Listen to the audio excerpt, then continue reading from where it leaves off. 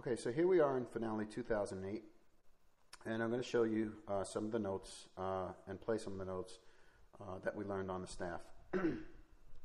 So all of the notes on the G clef on the lines we've learned, and also the ones in the spaces, but we can go below and above the lines. For example, if this is an F, like we learned, this would be a G, and this would be an A, and this would be a B. So, you know, the notes extend above and below the staff itself.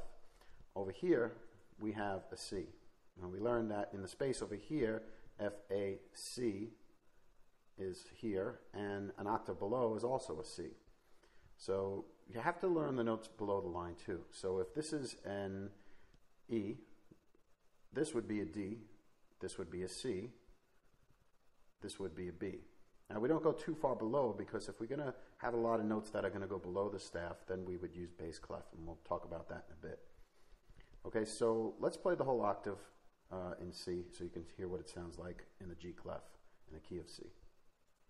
And you notice it sounds like it comes back to C.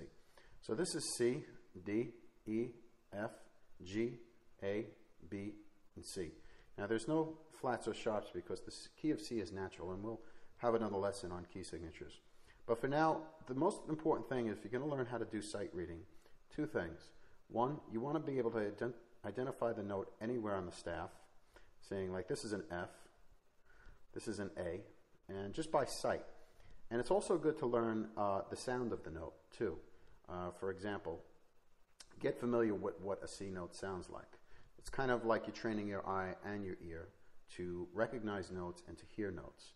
And the more you do this, it's only going to help you. When you put down a piece of music, it'll become very easy to learn it. So let's play the bass notes, and it's the same thing, the same notes, only a few octaves below.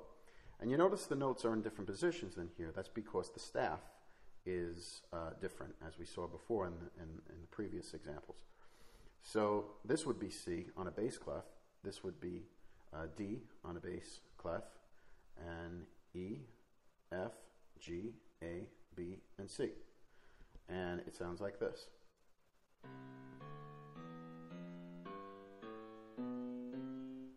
Okay, so it sounds very similar because they're the same notes, but it's a few octaves below.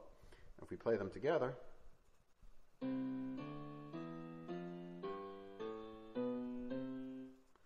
so learning music theory, the most important thing, if you're going to get into music theory and learning how to read, it's very important, the first step, before you learn key signatures or time values, is to really learn just by sight where the notes are. You could use flashcards. On the Recording Home Audio site, we have some virtual flashcards where you just like see a note on a staff and you just name it, and you could use anything. It's just like reading. You have to really, it has to become second nature, so that when you see a note anywhere, you know exactly what it is. A lot of people use tablature. There's nothing wrong with tablature, but if you really want to enhance your musical knowledge and you want to be able to play something exactly, this is the way to start. And once you learn how to read notes, it doesn't matter what they are, just the position of where the note is and what note it is. That's the beginning of really learning how to understand music.